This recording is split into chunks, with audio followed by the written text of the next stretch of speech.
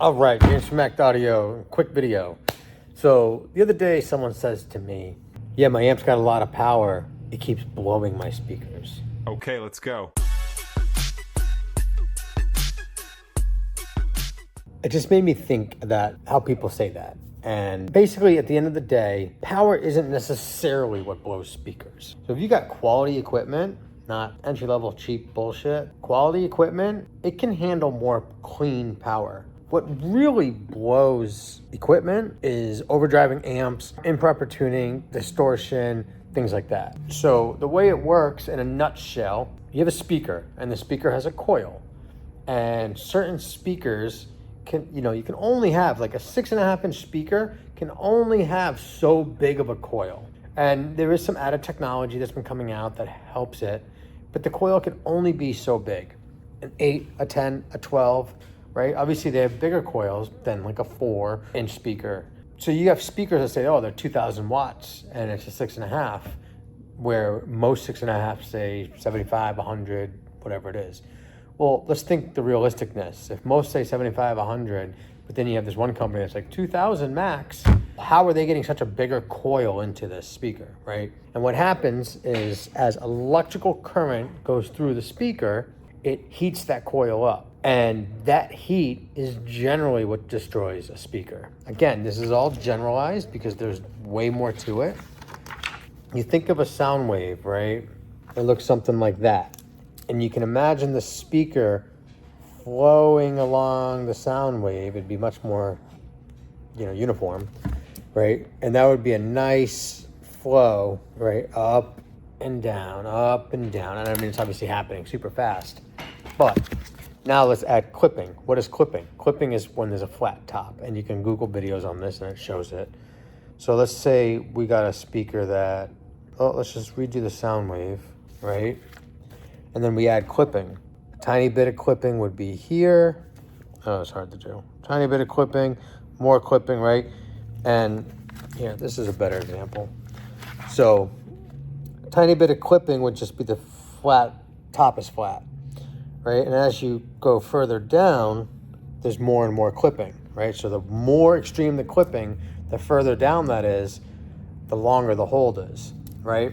So as the speaker comes up, boom, it clips. And there's that brief nanosecond, I don't know exactly what it is, nanosecond where the speaker stops. And think about, I'm sure as a kid, we've maybe done this, but you got a fan that's spinning and you stop it and you hear the motor and it starts to heat up. Well, that's what your speaker's doing every time it stops. So if it's flowing smoothly, it's going to displace that heat much better with the airflow and the movement of the coil. Well, if it's stopping for a nanosecond consistently, it's giving it that second to build heat up in the coil. And it's not going to dissipate the heat as fast. So many times I do speakers, right? We tune things. We set it to the radio's max volt output. We give it clean signal. And I can put a lot more power to a speaker. I don't know the numbers on my truck now, but my old truck, I was putting 180 watts to my 100-watt speakers, 6.5-inch woofers in the door. That's almost double the power. And I took them out after 6-7 years and sold them. They were still great speakers. So I had way more power going to them, almost double.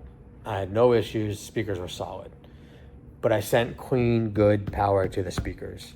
So what this kid's problem really was, he was either overdriving the amp, which is quite possible, or he was poor install, so there was a lot of resistance, and the amp was heating up, causing poor signal, right? Because if you don't install it properly, your grounds aren't as good, or aren't as good, you're gonna cause resistance. Or you're using shitty wire, you're gonna cause resistance. The amp has to work twice as hard to pull the power.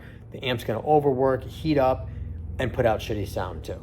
So that's where the quality of the equipment, the quality of the install, and the quality of the tune all come into play. Here at Act Audio, we have an extremely low warranty rate on speakers and subs. Subs are definitely much bigger.